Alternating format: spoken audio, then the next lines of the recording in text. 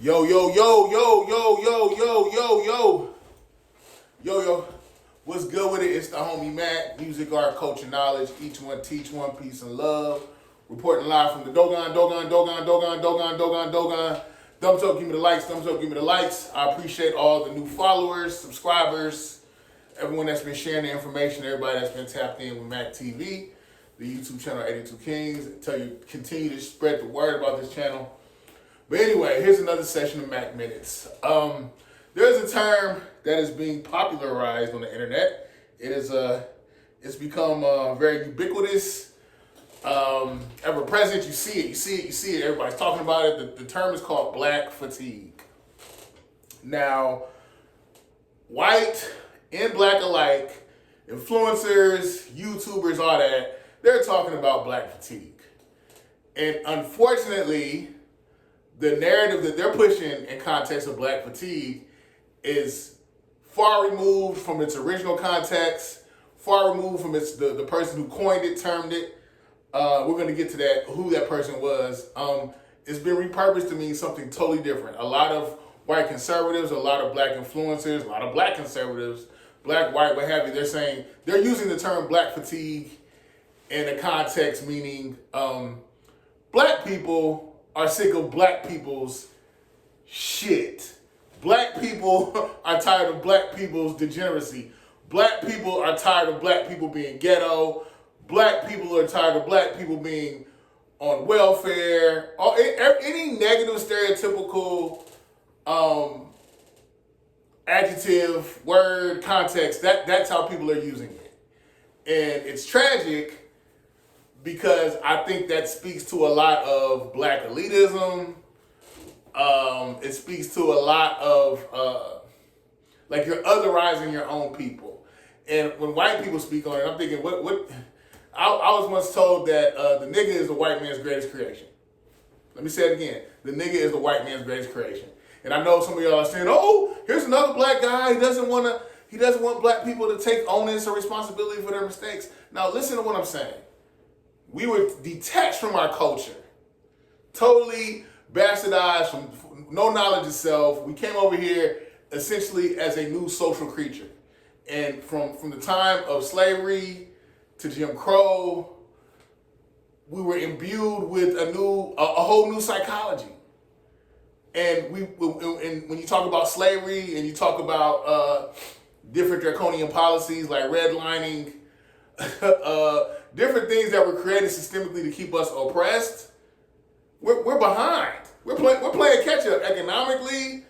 Black people, economically, politically, socially, black people are playing catch up. We have not even been out of slavery longer than we were in it. We are this hood stuff that you see, this ghetto behavior. A lot of it is in response to essentially becoming bastardized from yourself. We didn't get no therapy when slavery ended. We didn't get no therapy when Jim Crow ended. We didn't get therapy during Reconstruction. We didn't get any of that.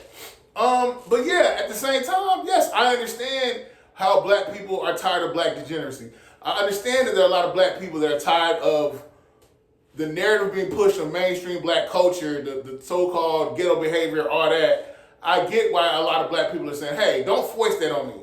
A lot of that stuff is counterproductive. A lot of that stuff is ignorant. A lot of that stuff is negative. Cool. If that's how you feel, fine. I feel that way. But I think at the same time, we can't be condescending and look down on our own people.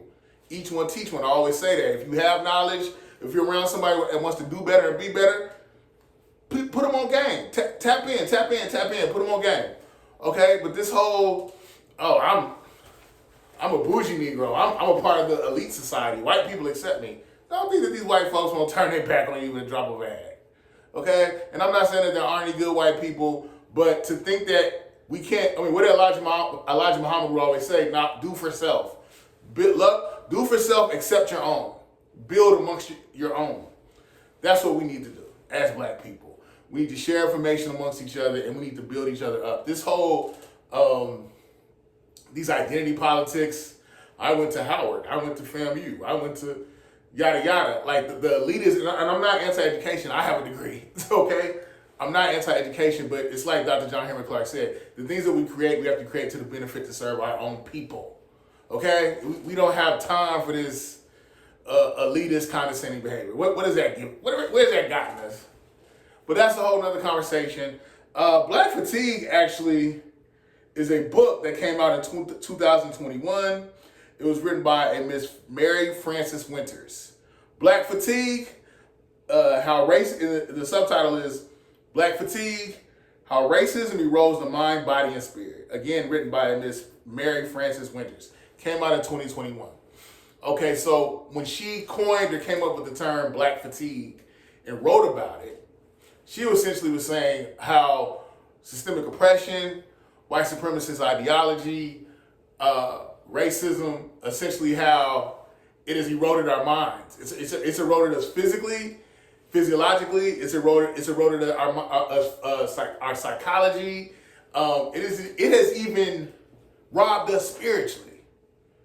And I don't think people understand. If you are constantly in a position where you feel like, okay, I gotta prove myself, and not only that, you're having to prove yourself that you belong in greater society. You're also marginalized economically. You're marginalized politically. That takes a toll on you. It takes a toll on your morale. You know, I think there's a book called Black Like Me. I can't remember who wrote it. But it just talks about how a white guy went in the Deep South and disguised himself as a black man, and you could just hear in the tone of his writing how at times it broke him, the way he was treated, the racism that he incurred, how he was just totally, his personage was not acknowledged.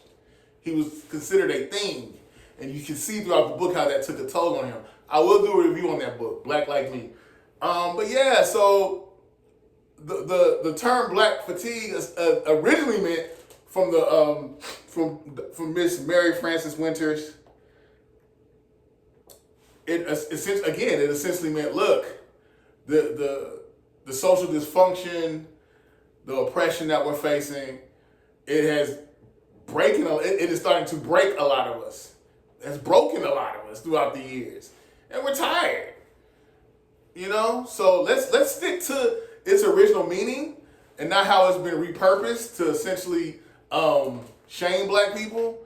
And I get it. Like I'm for social progression. I am for my people doing better, being great. Okay, but no one has ever became great by being constantly ridiculed and told that they, that essentially their existence means nothing. That they're less than. Okay, that's not no tough love. Like that doesn't make people better, And just from generation to generation, there's been a lot of trauma responses that black people have normalized as culture. Okay, and we've been in survival mode. And when you're stuck in a survival mode, you're not necessarily focused on high-minded things. You're trying to get through the 24 hours in front of you. Okay, and unfortunately, that has been a legacy that has been passed down throughout black families for generations. But I would say, all things considered, the fact that we came here and essentially freestyled a culture and have stood in the epicenter of white supremacy, stood our ground, and we're still here. I think it's a miracle that we're not all crazy. The